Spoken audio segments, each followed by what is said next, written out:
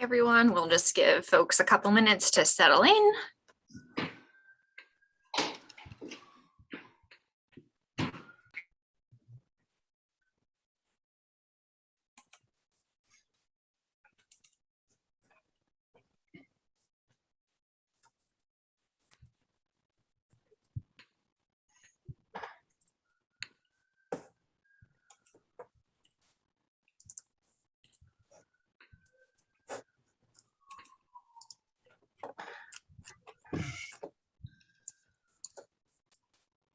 All right.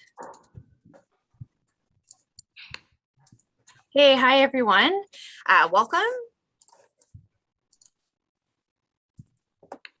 My name is Rachel Falley-Neufeld. I coordinate events for McNally Robinson in Saskatoon. From this end, we're streaming live from Treaty 6 territory, the traditional territory of the Plains Cree, Saulteaux, Dene, Dakota, Lakota, and Nakota nations. Treaty 6 is also the homeland of the Métis Nation, one of Saskatchewan's founding peoples. And I'm really pleased that you're all joining us tonight for the virtual launch of, sorry, I just lost the title here. Oh my goodness. Iskotew Iskwew, Poetry of a Northern Rez Girl by Francine Merasty. So we're so glad that Francine could join us virtually tonight. Unfortunately, we weren't able to host this event with a live audience as we planned, so we're really grateful that you're joining us online tonight, and really grateful that Francine is joining us online as well. So a couple Zoom housekeeping things. I've enabled live captions tonight, so you can access those by clicking the live transcript button. And there's also a Q&A button to submit questions for Francine. So we'll save some time at the end of the night for your questions. So, and we also have a special guest here tonight to introduce Francine. So I'd like to welcome Tamara Pearl. Tamara is a Plains Cree woman from One Arrow First Nation in Treaty 6 territory and the traditional homeland of the Métis. She's currently a PhD candidate in the Doctorate of Philosophy in Law program at the University of Ottawa and works as the Indigenous Student Support Manager at the Faculty of Law at the University of Alberta. And before entering her program in 2017, Tamara worked full-time as the executive assistant to one of the commissioners at the National Inquiry into Missing and Murdered Indigenous Women and Girls. Tamara also has her Master's of Law, Juris Doctor in Law, and also a Bachelor of Arts in Anthropology and Archaeology, where she continues to volunteer her time in support of indigenizing heritage initiatives. So she's joining us tonight to introduce Francine. So please join me in welcoming Tamara Pearl. Tanse netitumak newe naskwe wasimun ekne pawiak nekotwasek asutomapkawek aski ekez mina apito gosanak ataskawaw Tamara Pearl nisi gasan ekwa nehia iskwania One Arrow First Nation Ocha. That is actually the Cree introduction and land acknowledgement that Francine taught me back when I was entering my Master's of Law about 2017. Francine and I have been going to university for, well, through our law school together. She was ahead of me in the upper year program at the Juris Doctor level. She has shared her exciting poetry with me before she published, and I had the incredible honor and opportunity to read it, kind of like a sneak peek. So I'm here to introduce Iskotew Iskwew, Poetry of a Northern Rez Girl, and it is a poetry collection written during a period of trauma, while Francine Merasty was first working as a statement taker and then as a lawyer for the National Inquiry into Missing and Murdered Indigenous Women and Girls in 2017. This book portrays the author's lived experience as an Indigenous woman raised on the Pelican Narrows Reserve in the 1980s, her memories of the wilderness and her experiences also as a residential school survivor. With this collection, Francine seeks to teach and inform Canadians about her foundational truth growing up as an Indigenous woman on the land in a remote area of Northern Saskatchewan. Francine Merasty is a lawyer and a poet. She holds, as was mentioned, a Bachelor of Arts in Psychology, but also a Juris Doctor from the University of Saskatchewan. She has published in several magazines and will also be featured in the poetry anthology, The Best American Poetry 2021, which will be released this month. She lives in Saskatoon, Saskatchewan, and currently she provides advice to Chief Karen Bird of Peter Ballantine Cree Nation, where she works with communities. Francine Merasty is a lawyer, a poet, and a proud mother. She is currently authoring another poetry collection and enjoys sharing her Cree and legal perspective at various public speaking events. So it is my honor and absolute privilege to introduce Francine Merasty. Thank you. Hi, thank you for the introduction, Tamara. That was really nice. Today I brought with me my grandmother. That's my dad's dad.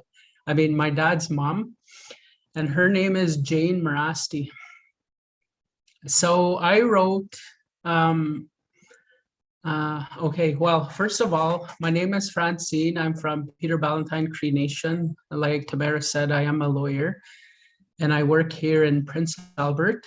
And this is my second book launch. I guess my first one was in Regina earlier in early July, or in mid-July anyways. And so this is my second one. And I really wanted to have an in-person book launch just to be traditional. But I guess because of COVID and the high numbers of COVID, we have to have it virtually. My communities too, my Peter Ballantine communities have outbreaks as well. So there's a lot of COVID going around at this moment. So I think it's best that we do things virtually for now. Anyways, so here's my book. And I guess I just wanted to talk about the history of how this book came to be.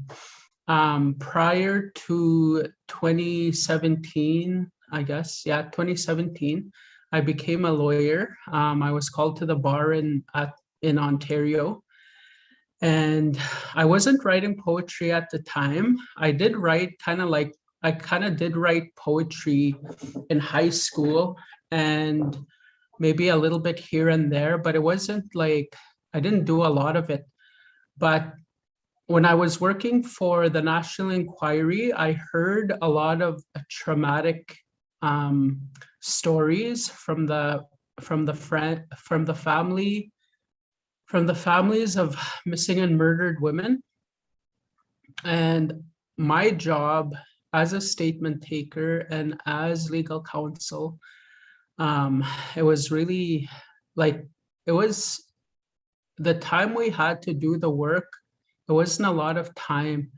So it was really high-paced job. And I didn't have a lot of time, I guess, to seek healing and counseling and things like that. It was really go, go, go. So as a response, I started writing poetry as a way of self-healing. But I didn't realize that until after I had written the poetry. And I was writing this poetry in the winter of 2018. It was a really cold winter, and it was dark, and I was at home after hearing all the traumatic stuff. Like, we would be working from home for a week, flying out, and then working for a whole week really intensely, and then coming back home. So my schedule was like that for quite a while, like at least a year. And so I was at home in the winter, and then I started writing the poetry. And so evening after evening, I would be writing. And I guess looking back, you know, when I look at my poetry and it talks a lot about my childhood and about places of healing for me, being with family, being out on the land. And also, I also, not only do I write about that, but I write about like current issues that Indigenous people are facing through the justice system, through residential schools. I am a third generation residential school survivor. So my grandmother's generation, my grandmother Jane, she went to residential school in probably in the 1930s and the 40s. So she was the first one in our family to go to residential school. And so in the 60s, my father went, and then in the 80s, I went to the Prince Albert Residential School. So we were quite impacted by the residential school system in our family. And my son, Benjamin, he's the first person that hasn't gone to residential school. But, you know, even though the schools aren't operating anymore, there's still the intergenerational impacts that we have to deal with as First Nations people, and which can be seen today. You know, like you can see it everywhere with the poverty, with high incarceration rates, with you know, there's a lot of children in the child welfare system. So those are impacts from the residential school, and it will take some time to you know, to heal and to deal with those issues. And so that's, I guess, what my poetry book is about: social issues and the North and my family. And it's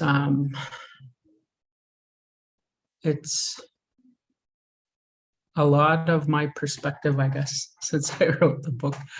But it's a learning tool for Indigenous people and non-Indigenous people.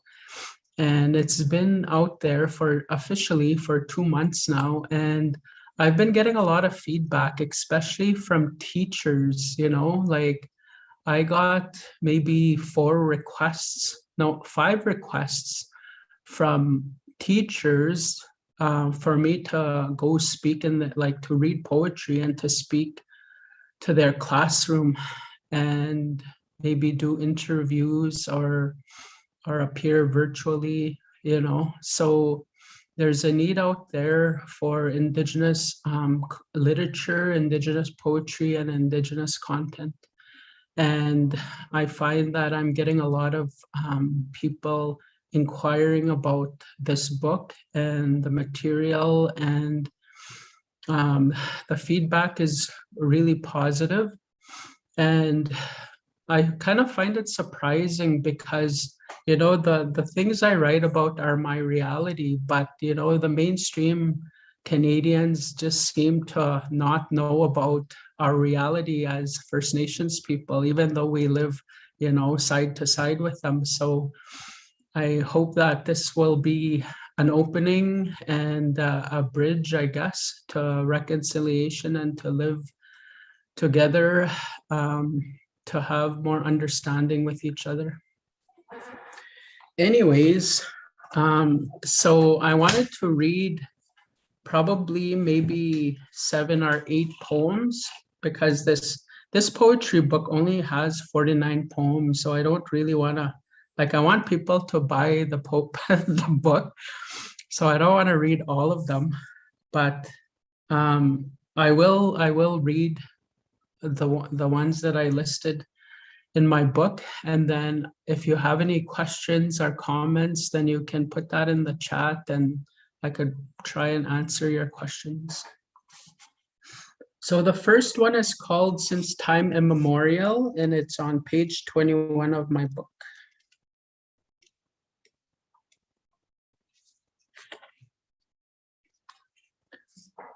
Since time immemorial, I've heard these words spoken repeatedly as a child. The story of my Indigenous history shared with audience after audience. Burnt into my memory, we've lived here since time immemorial. It means a time so long ago that people have no memory or knowledge of it. Filling out my law school application. How long has your family lived in Saskatchewan? I pause for a moment. Then I write, since time immemorial. What would have been other options before Saskatchewan was? I got in. Nobody questioned my answer.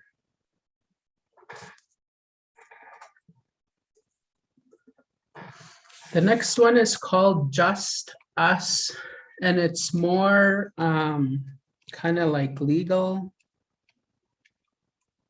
And it's on page 52. Native blood spills on native land for a piece of farm machinery, how grand. White male shoots a young Indian dead, calls the police and has coffee while blood trickles to the ground. A scenario that plays out too frequently. Remember our brother Leo? What is justice? Maybe for the majority, it is just us. I want to see reconciliation in my lifetime. Justice like Saskatchewan, fast flowing river. I just wanted to mention that Saskatchewan is a Cree word, and which means fast flowing river. And this one is called My Mother's Love, and it's on page 24, and it's about my mother. My mother passed away in 2015, and so I wrote this poem, which is about her. My mother's love. My mother was traditional in her ways. An unbroken line of love extended through her. Love born long ago, sparked by Creator's hand. In the boreal forest, where rivers flowed pristine and lakes glistened in the morning light. This is the love that got her up in the early mornings to cook us breakfast. The love that never wavered in the midst of wicked storms. And if you want to know this love, it flows.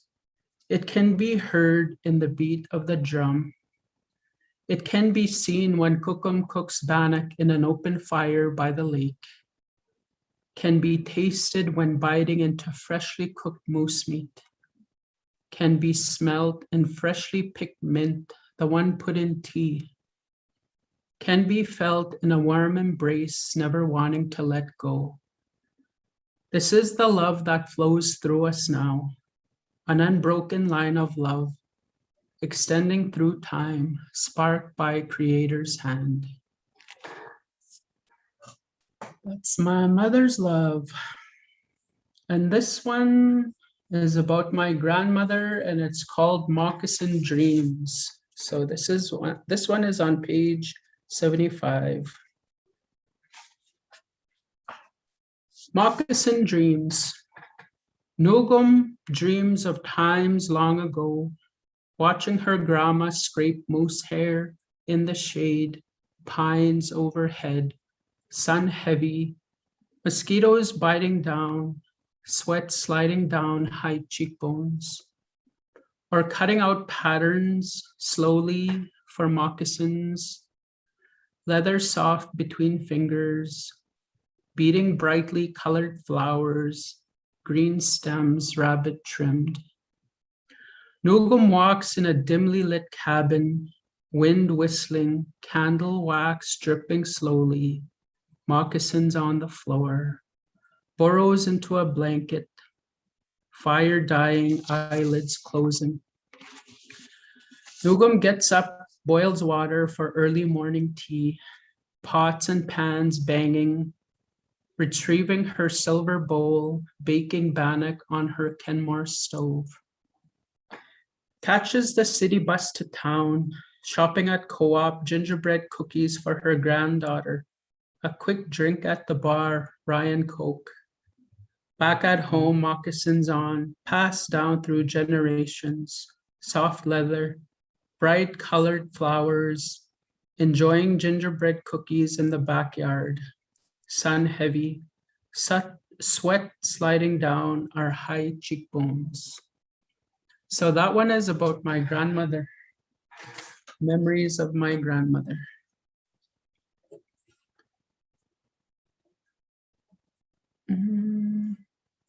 So I'll do 2 on residential school, and then I'll do 2 more, and that'll be it. So this one is called Precious Inheritance, and it's on page 33.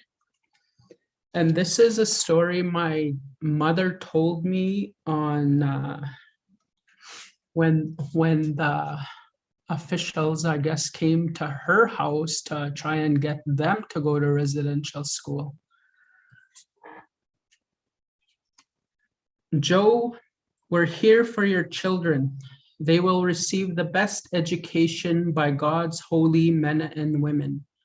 Treated only with dignity and respect, they will eat the best foods, comfort and laughter will fill their days.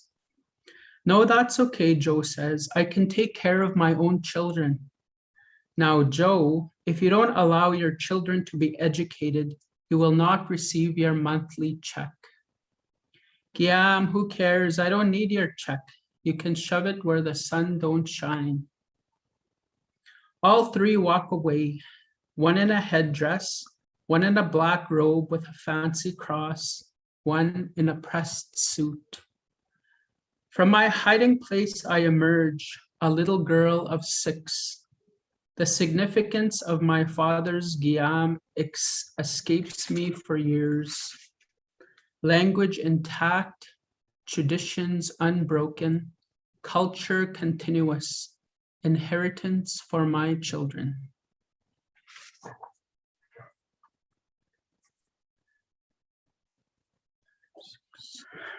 And this one is called The School Fool, and it's on page 36. There was a boy in residential school, everyone thought a fool. Peed his bed almost every night. Holy brother, seeing yellow, yelled, go downstairs and take your sheets to wash. Listen, fool, you know I'm boss. The boy beat red, walked downstairs, past a cafeteria, and everyone's hysteria. I joined in with a grin, never knowing it was a sin.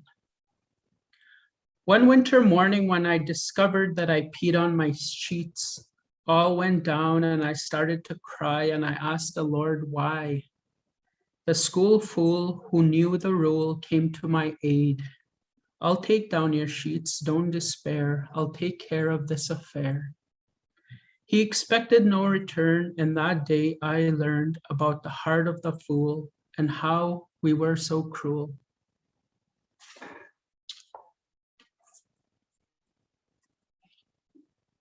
So these are the last 2. This one is called Iskotew Iskwew, and it's on page 98. And I really like this poem because it talks about Cree women. It's not just about me, but about all the Cree women.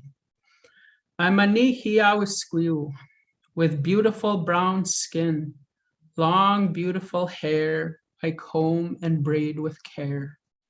Brown beautiful eyes, no, I don't believe your lies. I love me, you see, I'm Cree.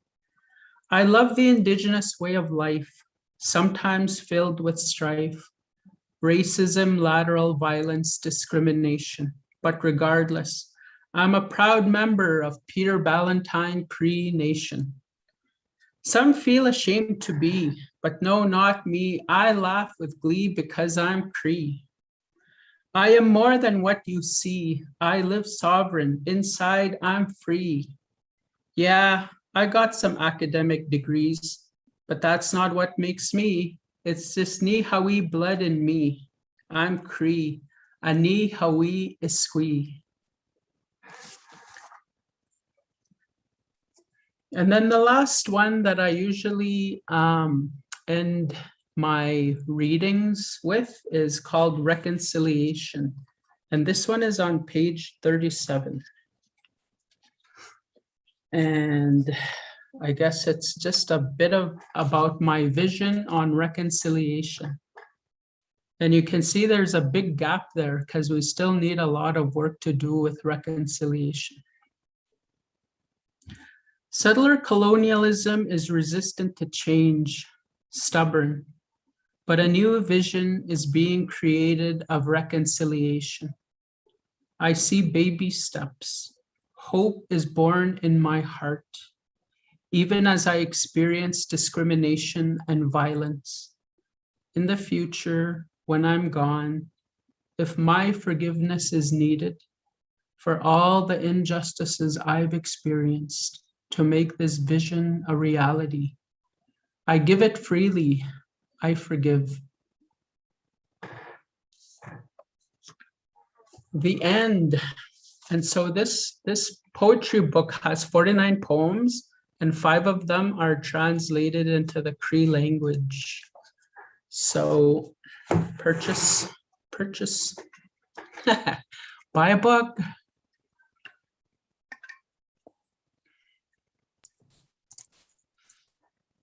So if you have any questions or comments, you can go in the Q&A or I think in the chat.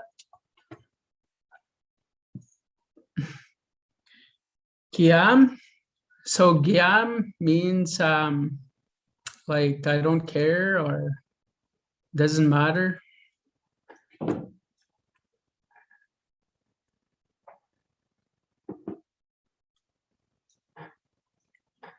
Let it be. No concern.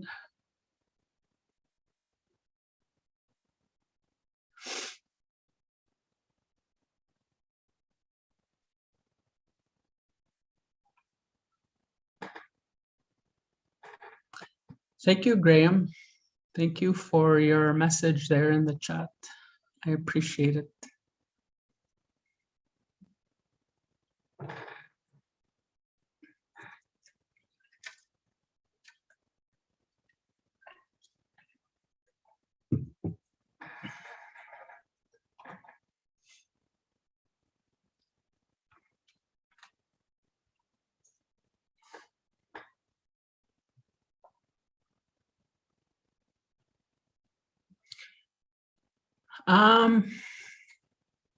Tamara asked, what is the most difficult poem for you to read?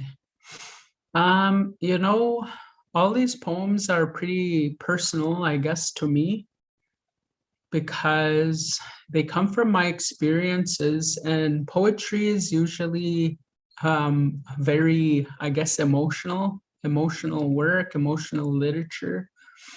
And it just depends on how I'm feeling. Like if I'm thinking about my mother a lot and then I read poems about her, I find it difficult. You know, I get very emotional when I read them. Today I don't feel too bad, but it just depends on how I'm feeling, I guess, for that particular day. But I find a lot of the poems are very emotional for me, and sometimes when I read them, they still bring tears to my eyes. And I've gotten feedback where people have said that the poetry has really touched them to the point where they are shedding tears. So it is very emotional poetry. Hi, Jane from Toronto. So Jane is here, and she wrote the foreword to the book. So if you gotten the book, she wrote a beautiful foreword in there, and I really appreciate her for that.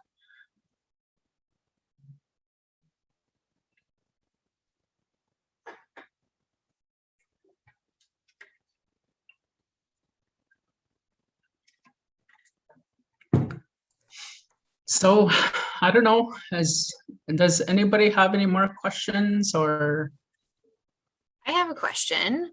You said you were working on a new book. Can you tell us a little bit about what's coming up next for you? Okay, well, I have maybe about 10 to 15 poems, and looking back at them, I find that there's a theme there, more on Indigenous women, so and grandmothers and the land. So I think it'll be geared toward that, like about Indigenous women and their experiences, and maybe a few um, um, empowering poems, because I find that there's not a lot of literature out there empowering us as Indigenous women, and I want to put that out there for people to read and to know that we are proud people and proud women as Indigenous people. So I think that'll be people will respond to it, and yeah. I hope oh, go no, ahead. you go ahead. No. I was just gonna say, I hope we can host you in person for the next one. Yeah, so do I. I really wanted to do an in-person one, but unfortunately that didn't work out. And Alida Luma here has said that she's one of the teachers who's contacted me, and I did give her permission to use the reconciliation poem. I don't know if I have that. Maybe my publisher will have to give her that permission. He is on the call too. So Robert, she's gonna use the poem.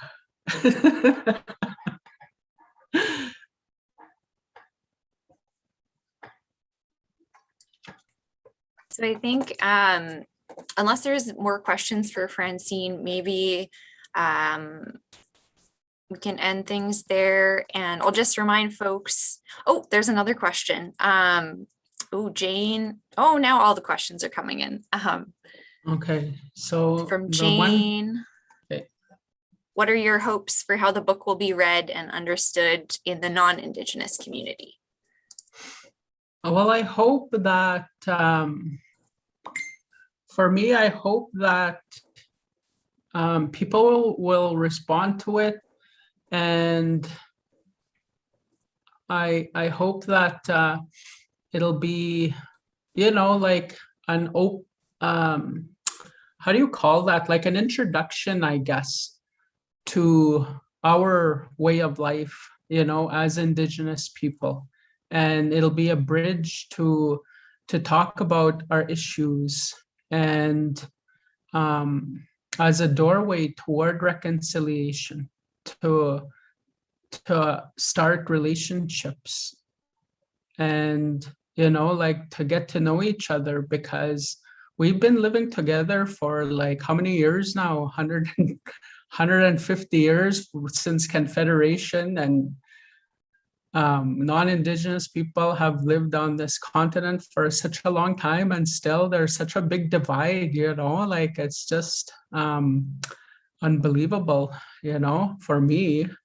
So I kind of want to be that bridge, I guess, and this poetry, like, it shows that I'm a human being, I'm Indigenous, I'm human, just like everybody else, right? So, and these are my lived experiences, and I'm sharing them with you, and I hope it touches you and makes you want to learn more about us and maybe create relationships with us. We were living on Turtle Island here. Let's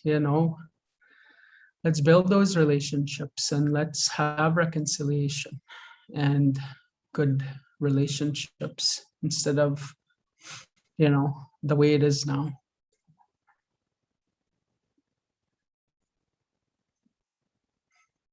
So the next one is, hello from Vancouver. We hope you can read for us here. Congratulations on your book. how do you choose the form for your poems rhyming? Okay, well,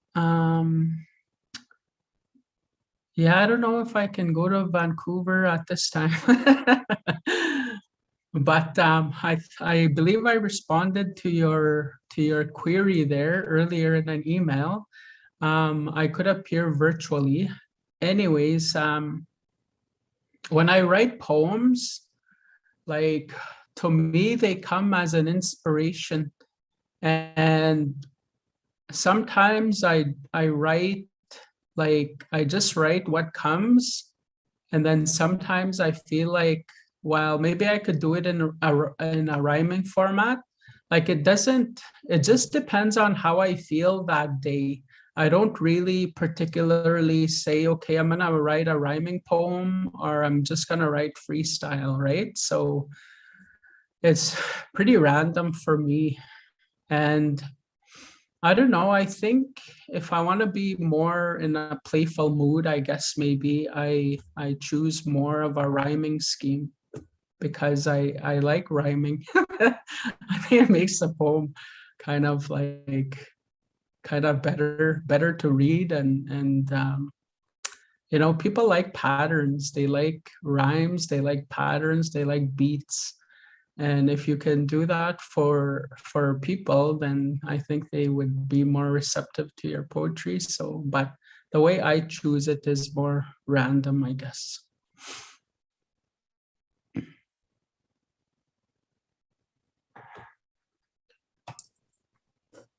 Awesome. Well, thanks so much for sharing with us, Francine. I'm excited to hear what comes next for you. I'm also really thankful to Tamara Pearl for doing the introduction tonight. And of course, thanks to everyone for joining us. Iskotew Iskwew, Poetry of a Northern Rez Girl was published by Bookland Press. I forgot to mention that at the beginning. And you can purchase a copy of it from McNally Robinson, either online or in store, or pick up a copy from the independent bookstore wherever you are. And yeah, we appreciate your support so much and really look forward to being able to safely host events in person again. And until then, just keep an eye on our coming events page on mcnallyrobinson.com to find all of our upcoming virtual offerings. And make sure to tell your friends and family about Francine's book. Before we sign off, maybe I'll just pass it back to you, Francine, if there's anything else you'd like to say.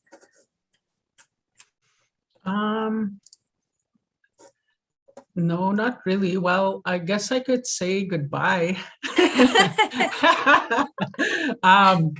Well, you know that poetry anthology, The Best American Poetry, it's coming out September 28th.